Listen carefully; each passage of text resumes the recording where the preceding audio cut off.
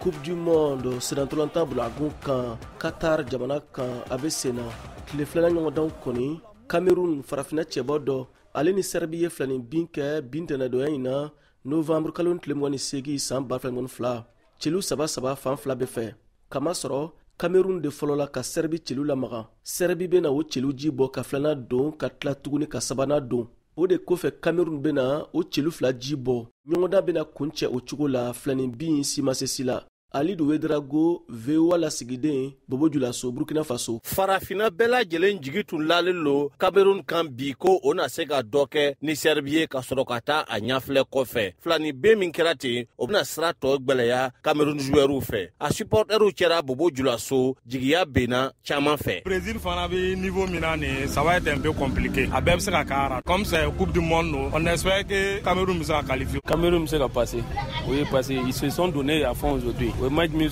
c'est à féliciter. Donc il va donc au match à venir il peut se qualifier. Cameroun ka qualification mana gbɛlɛya dɔɔni parce que no bɔra nin phase on va poser match Brésil le Brésil du clone actuellement pour qu'on qualifie avant gbɛlɛya no tu seras à gagner bi voilà nous tout ça t'a nul négocier ni Brésil mais avec le match nul là ça sera très compliqué donc on va boire avant gbɛlɛya parce que match nul est avantage tout pour qu'on qualifie avant gbɛlɛya. Cameroun j'ai joué en doucement parce que au kumbo kan fait au bâtira avant mais on a bien remonté en jigi tugu dɔɔni Cameroun se ka baraka qualifié. San 1994 Brésil tui sebagaya sur Cameroun kan celu saba ani fu san 2014 ra fana Brésil tui ɲamɔgɔya sɔrɔ Cameroun kan celu naani ani kelen ni ye o ka ɲɔgɔn bɛn sabanan ye Coupe du monde kɔnɔ ne tun Alidu Wedrago kumakan ye VOA Bambara tɔgɔra Bobo Julaso.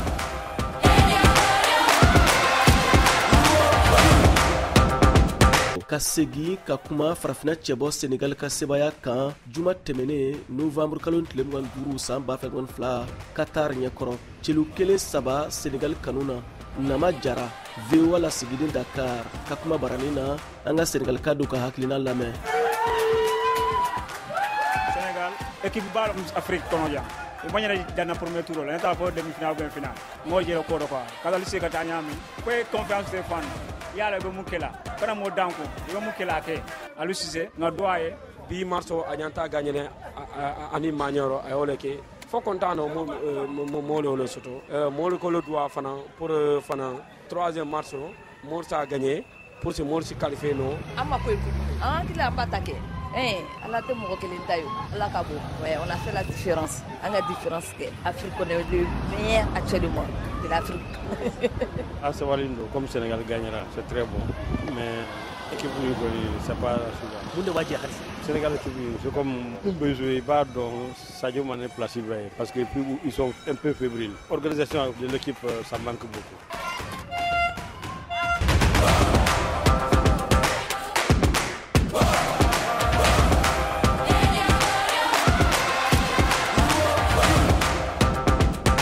An ka segin ka taa Burkina Faso kɛrɛnkɛrɛnɲɛna Wagadugukaw fɛ yen Alain Traoré Burkina Faso cɛ kɔrɔbalenw ka équipe dɔgɔtɔrɔ don a kumana VOA lasigiden Kadiya Traoré ka kuma barani na munna ni ɲɔgɔndanbaw sera i n'a fɔ Coupe du monde na ɲɔgɔnnaw joginiw bɛ caya senatolantanaw fan fɛ misali la Senegal Sadio Mané Faransi Karim Benzema walima tuguni Maroc Amin Harit ninnu si ma ye Qatar kɛnɛ kan Kader Traoré VOA lasigiden Wagadugu farafiyara mɔgɔ caman bɛna fɔ ko senatolontala minnu jogira yanni coupe du monde ka daminɛ ko ala le m'a latigɛ k'olu ka se ka taari kɛ nin diɲa senatolontala ɲɔgɔn kunbɛba nin na Burkina Faso ka senatolontan jɛnkuluba étalon ale ka dɔgɔtɔrɔcɛ Alain Traoré bɛ a ɲɛfɔ an ye. Il y a des blessures qui sont dues à la jugule dɔw bɛ yen olu bɔra kɔnɔdiyabaliya le fan fɛ ni mandimini ninnu cɛman senkari bɛ yen ale bɛ se ka sɔrɔ tuma n'a bɛɛ ra ni senatolontala dɔ y'a to ɲɔgɔn tan kojugu dɔ la a bɛ se ka na ni senkari ye i n'a fɔ min ye Sadio Mané sɔrɔ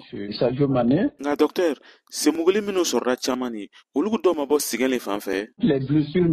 senmuguli caman bɛ bɔ lahala saba le kɔnɔ a fɔlɔ a ye ko senatolontalaw ye senatolontan caman tan kama sɔrɔ fɛɛrɛ caman bila n'o sen kan min bɛ se ka olu ka lafiɲɛ teliya nka minnu dun ma sɔn ka baara gbɛlɛn kɛ yanni coupe du monde ka daminɛ don olu ta bɛ cogo di o ye tiɲɛ ye anw fana y'a kɔrɔsi ko senatolontala dɔw bɛ yen n'o y'a lɔn ko balontanbaba dɔw bɛ gɛrɛ olu tɛ sɔn ka o sen don fanga na mandemi ni siranya kosɔn k'a sɔrɔ ne ko bɛ sɛnɛ tulontan ni siranya ye ko i tɛ fɛ ka yɔrɔ mandemi o yɛrɛ bɛ kɛ sababu ye ka i mandemi sabula i tɛ sɔn ka i sen don fanga na kamasɔrɔ maa min bɛ e ɲɛfɛ ale b'a ta dɔrɔn n'a baraka bɛɛ ye. tiɲɛ lo coupe du monde min bɛ taa na Qatar jamana kɔnɔ siranya bɛ yen ko i kana i sen kari walima i ka i sen mugu nka o man kan ka maa si bali k'a kɔgɔ bɛɛ don a ka jamana tɔgɔra nin tun ye Kade Tarawele kumakan ye ka bɔ Wagadugu Burkina Faso. Alidu Ouedraogo Bobo Dioulasso Burkina Faso, Nama Jara Dakar Sénégal ani Siaka Traoré Bamako a kan bɛn sini tarata novembre kalo tile 29 san 2022